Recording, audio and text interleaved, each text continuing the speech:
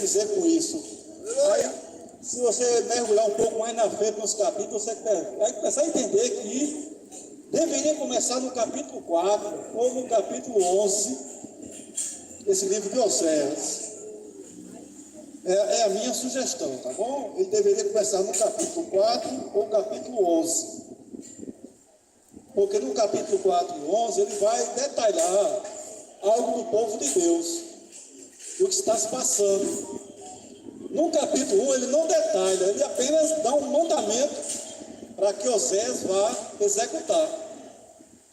Mas esse livro ele trata de um povo que, tempo atrás, Deus nos chama uma família, o nome Abraão e Sara, tira da terra de Uz e leva esse casal para uma terra que eles não conheciam assim, como Deus deveria mostrar. E esse casal sai para essa terra e nessa caminhada que ele sai, Deus fala com esse casal dizendo: olha, Abraão, no capítulo 15 de Gênesis, Deus fala com Abraão, Abraão, 15 e 13, a tua posteridade, os filhos dos teus filhos, dos teus filhos, dos teus filhos, ficarão em terra alheia durante 400 anos. Então Deus começa a falar para Abraão que os filhos dos filhos dos filhos, que é a posteridade, iria passar 400 anos numa terra alheia como escravo. Ou seja, Deus já estava orientando Abraão que a posteridade dele iria passar por aflição, dor, tristeza, querer a liberdade e não ter liberdade, querer fazer alguma coisa e não ter o que fazer. E Deus estava já falando isso para ele. Abraão, então, ele possivelmente falou isso para Isaac. Quando chega no tempo de Jacó, então, quando estava no Egito, ele relata justamente essa passagem que eu acabei de falar. Ele diz que Deus irá tirar o povo do cativeiro. Mas não tinha acontecido o cativeiro ainda, mas já estava falando ali que iria tirar o povo do cativeiro posteriormente. Então Jacó morre e vem José. Aí José, já quando está velho, reúne com seus irmãos de sangue e os filhos dos seus irmãos. Aí José chama e diz: olha, eu estou ciente que Deus vai tirar a gente do Egito. E quando Deus tirar, leva o meu corpo com vocês. Ou seja, Abraão ouviu o que Deus tinha para falar dos 400 anos. Jacó traz à tona onde estava no Egito. E José faz justamente o reforço daquilo que iria acontecer. Ou seja, tudo foi passado de um para o outro. E quando então José sai do Egito, ou melhor, quando o povo de Israel sai do Egito, leva-se o corpo, os ossos de José junto. E ali cumpre as palavras que Deus tinha falado anteriormente sobre a nação, sobre o povo que Deus escolheu, que se tornou-se uma nação grande, nação valorosa, que é Israel. E até hoje é uma nação que realmente é da vontade de Deus. Foi um povo que Deus escolheu para receber adoração. E esse povo, quando sai do Egito, em direção à terra de Canaã, no meio do caminho, esse povo começa a fazer aliança com Deus. Ou melhor, Deus faz aliança com esse povo. Lá em Êxodo, capítulo 19. E Deus faz aliança com esse povo. E a aliança que Deus faz com esse povo, que esse povo passasse a servir a Deus, a guardar a lei do Senhor. E Deus seria justamente o Deus desse povo. Então a aliança é findada no pé do Monte Sinai. Deus com o povo com Deus. Ali houve uma aliança entre o povo de Deus, que o povo iria servir a Deus, ia andar conforme a vontade do Senhor, ia andar respeitando a lei do abençoar esse povo todo o seu percurso. Assim foi feita a aliança, lá no capítulo 19 de Êxodo. A aliança foi fundada, foi confirmada a aliança. E então o que acontece?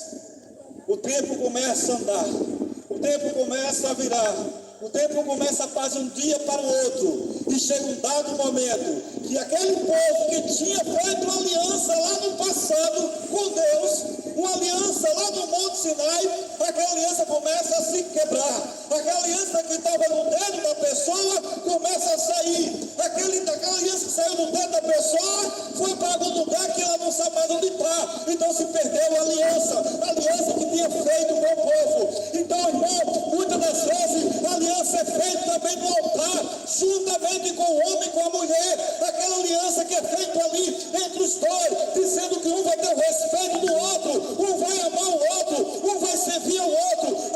Conforme o outro venha a passar necessidade, o outro vai estar junto. Ou seja, ali uma aliança entre duas pessoas, um homem e uma mulher. E essa aliança tem que ser até o final da vida. E justamente quem está de testemunha ali é Deus com aquela aliança, com aquele povo, com aquele casal que está no altar. E é isso que acontece com todo aquele que se casa na igreja ou em algum outro lugar, diante de testemunhas, diante do líder espiritual, e ali uma promessa entre os dois, dizendo que um vai servir ao outro fielmente, vai ser fielmente durante os anos com aquela outra pessoa. Não importa se ela venha ficar gorda, não importa se ele venha ficar de um outro jeito estranho, mas que a aliança tem que ser entre os dois. Então, muitas das vezes acontece uma aliança no casamento, e essa aliança tem que perdurar até a morte. Não é para se separar. Quem é testemunha é Deus, porque ali nós estamos sendo casados, invocando o nome do Senhor. Se eu estou invocando o nome dele, ele é o testemunha principal. Porque é ele que é o amor da aliança, é ele que faz a aliança, é ele que chama para a aliança, é ele que monta a aliança, ele é o dono da aliança, é Deus que faz a aliança comigo e com você. Então a aliança não é para se quebrar, a aliança é confirmada, ela tem um princípio, mas ela não tem um fim, porque ela é contínua. E muitas das vezes as pessoas no meio do caminho, ela quebra a aliança, ela destrói a aliança, ela tira a aliança do dedo, ela perde o compromisso, ela perde o caráter, porque muitas das vezes esquece que aquela aliança foi feita no altar. Assim como foi feita a aliança no altar do Monte Sinai, Deus no capítulo de Êxodo 19, você vai encontrar a aliança de Deus com o seu povo, onde Deus promete uma aliança dizendo que aquele povo serviria a Deus fielmente, respeitaria as leis do Senhor, andava com o Senhor, falava do Senhor, e aquele povo concordou no pé do Monte Sinai, e aquele povo na caminhada foi esquecendo da lei do Senhor, foi abandonando a lei do Senhor, foi deixando de lado a lei do Senhor. Aquele povo foi aos poucos se afastando do Senhor, aquele povo foi aos poucos esquecendo de conversar com o Senhor, aquele povo deixou de louvar o Senhor, e assim foi se praticando o abandono à palavra do Senhor, o abandono à presença do Senhor, o abandono à invocação ao Senhor. Glória! Porque quando a pessoa se afasta de Deus, é porque ela vai procurar uma outra coisa que não é de Deus. Porque quem não está com Deus, está sem Deus. Ou você escolhe Deus, ou você escolhe o outro lado. Não existe um meio termo. Não existe uma perna de um lado e outra perna do outro. Ou você é de Deus, ou você é do outro lado. Não tem essa questão de dividir. Deus não divide a sua glória com ninguém. Toda a honra e glória é dele. Ele não divide com ninguém.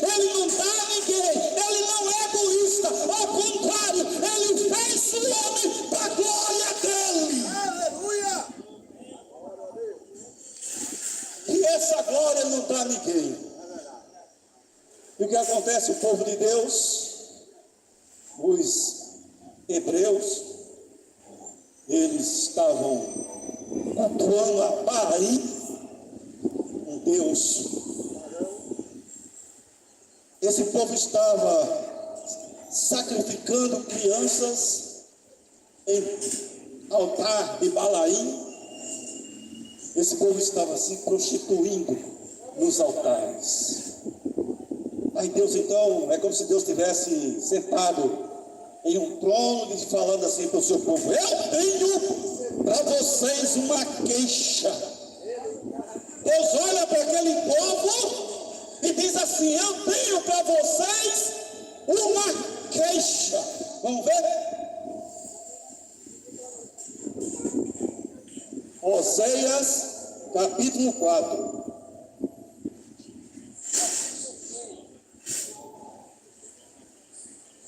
Oséias, capítulo 4, versículo 1. Ouve a palavra do Senhor, vós, filho de Israel, porque o Senhor tem uma contenda. O Senhor tem uma contenda.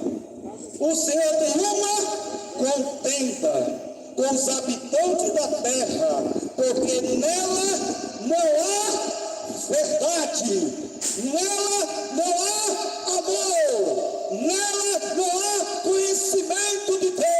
Observe que no capítulo 4, versículo 1, Deus chama o povo dizendo: eu tenho uma queixa contra vocês, que os quais eu tirei do Egito, eu fiz uma aliança com vocês lá no Monte Sinai, mas eu tenho uma contenda contra vocês. Vocês não dão a verdade, vocês não têm amor, e vocês não têm o meu conhecimento.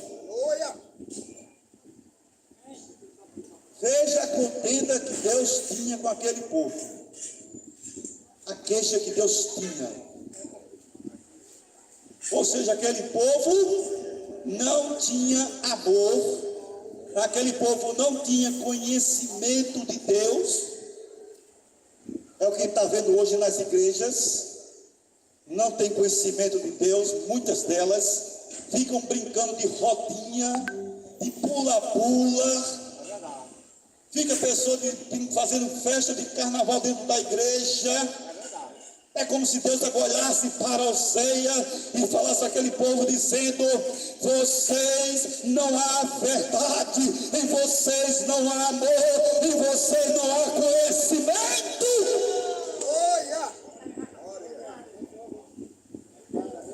Deus então ele faz uma contenda, fez uma queixa para aquele povo que ele tinha feito uma aliança.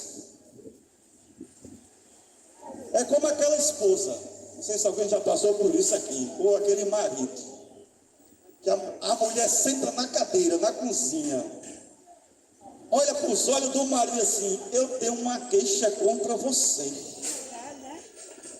Você tem mania de ficar final de semana bebendo, farrando, e eu aqui em casa sozinha. Você não está me dando compromisso. Você não está me dando a lealdade. Você não está ao meu lado para me amar. Você está escolhendo os seus amigos. Eu não sei se alguém já viu essa queixa de alguma mulher com algum homem marido dessa forma. Não foi comigo, mas eu já ouvi essas coisas. Mas sem contar que a queixa está do homem com a mulher. Quando o homem então encontra na sala ou no meio do caminho, diz: você só quer saber das suas amigas, só quer saber de academia, só quer saber de shopping, só quer saber do meu cartão para consumir, mas você não quer andar comigo, você não quer andar bonita comigo, você não sei o que, você é aquilo outro. Aleluia! São as queixas, igreja. Se a gente fosse enumerar as quantidades de queixas que tem entre os casamentos, são grandes. Mas quando fala em casamento, tem gente que puxa logo a cara, né? Irmãos, continuando aqui. capítulo 4, versículo de número 2. Deus não para. Olha o que é que Deus vai dizer ainda. Versículo 2, o que só prevalece é perjurar. Perjurar, irmãos, é juramento falso. Ou seja, é aquela criatura que jura falsamente: eu não vou mais beber, eu não vou mais trair, eu não vou mais fumar, eu não vou mais fazer isso nem aquilo, e eu vou voltar à casa de Deus, eu vou me entregar ao Senhor. E ela faz isso continuamente, sempre ela está fazendo isso. Ela vai na igreja, se entrega, se faz uma renovação, mas depois de uma semana ou um mês, ela volta a fazer tudo de novo. É o que Deus está dizendo aqui. O que só prevalece é perjurar. Aí continua: mentir, matar, furtar e adulterar, e arrombamentos e homicídios sobre homicídios. Observe que Deus começa a discorrer para Oséias quem era o povo de Deus que tinha feito uma aliança no Monte Sinai, capítulo 19 de Êxodo. Deus começa a discorrer: vocês juram falsamente, vocês ficam tentando me enganar, vocês usam os lábios para me enganar. O que tem mais gente hoje é nesse período de fevereiro para março, deixando um pouco a igreja de lado, porque ele sabe o que acontece nesse período. Agora, lá na Epitácio Pessoa, no início ali da Rui Carneiro, naquela bifurcação da Rui Carneiro com o Epitácio, tem mais de 8 trio elétrico que não é de João Pessoa, vem de longe, está lá. Eu passei lá hoje à tarde, eu vi lá a quantidade de trio elétrico enorme, igreja. Eu nunca vi esse tipo de trio elétrico em cada canhão de luz assim, telão imenso, está lá todos eles, para fazer o show de hoje à noite. Quantas pessoas hoje que estão nas igrejas que não vão nem para o culto, elas gostam de provar essas coisas do mundo. São as pessoas que fizeram voto com o Senhor, mas abandonam com facilidade. Mas não para por aí. Aí no versículo 3, Deus começa a dizer: por isso a terra está em luto, e todo que mora nela desfalece, com os animais do campo e com as aves do céu, e até os peixes do mar perecem. Deus está dizendo: olha, nessa terra nada dá certo, tudo morre, tudo dá errado, os animais morrem, o peixe do mar morre, tudo morre. Por quê? Porque não tem Deus. Porque não tem Deus. Aonde não tem Deus não tem alegria, não tem vida, não tem saúde, não tem prosperidade, não tem salvação. E Deus estava dizendo para aquele povo lá: vocês me abandonaram, vocês jogaram-me longe de mim, vocês me esqueceram, vocês fazem trabalho por fora, jurando que me ama, blasfemando o meu nome no meio das coisas erradas. Mas não para por aí, igreja. O versículo 5, Deus diz o seguinte: olha a lapada agora: por isso tropeçarás de dia, e o profeta contigo tropeçarás à noite. Meu povo está sendo destruído por falta de conhecimento. É o versículo 6. O meu povo está sendo destruído por falta de conhecimento. Quem não tem conhecimento de Deus, tem conhecimento de outra coisa. Se sua boca fala de futebol, é porque você dá mais espaço para o futebol do que para Deus. Se sua boca fala de fofoca, é porque você dá mais espaço para fofoca do que para Deus. Se você fofocasse a palavra de Deus, seria ótimo. Seria uma bênção.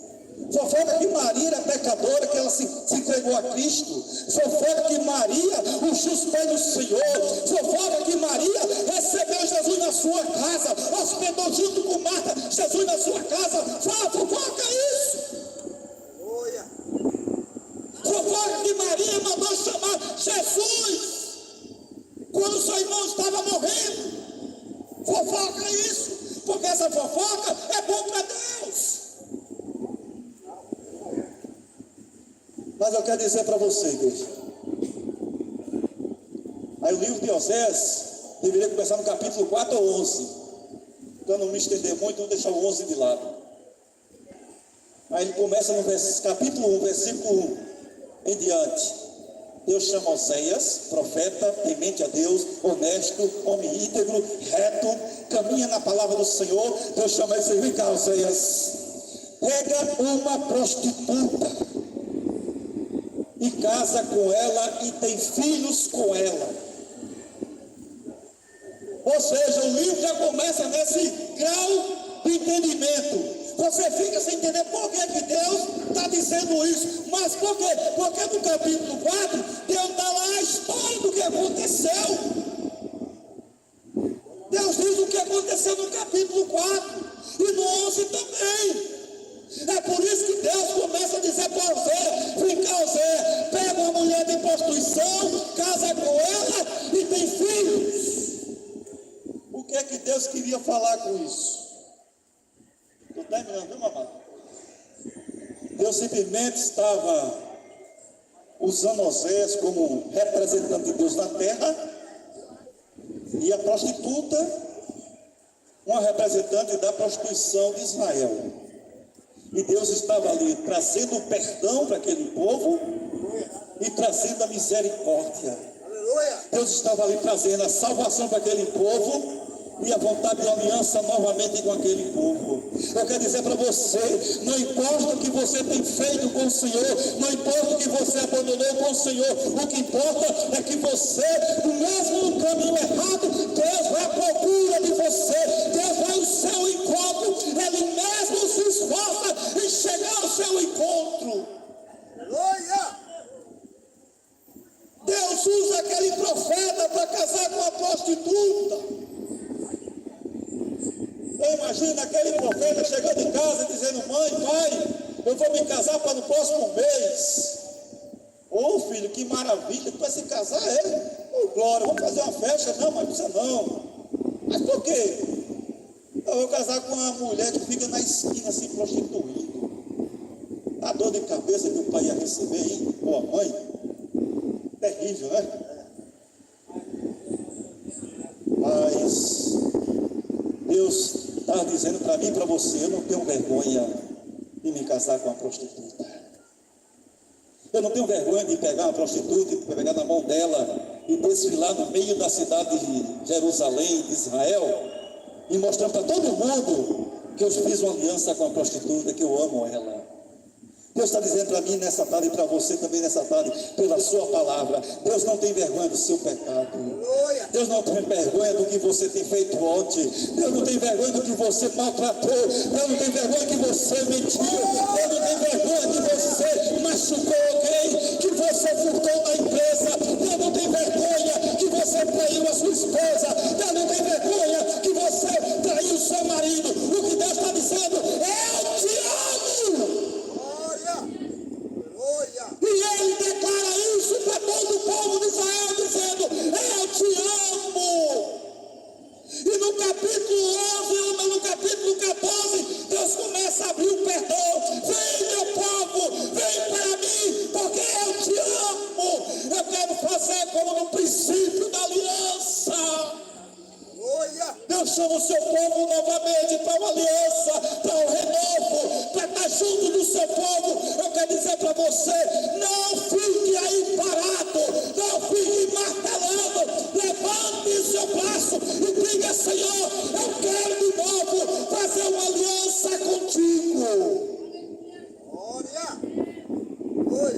Esse Deus é o Deus de aliança, é o Deus que renova, é o Deus que restaura, é o Deus que dá vida, é o Deus que leva para a glória e para morar com Ele, para comer com o Rei, e andar com o Rei, e se vestir com o Rei. Que Deus nos abençoe em nome de Jesus. Amém.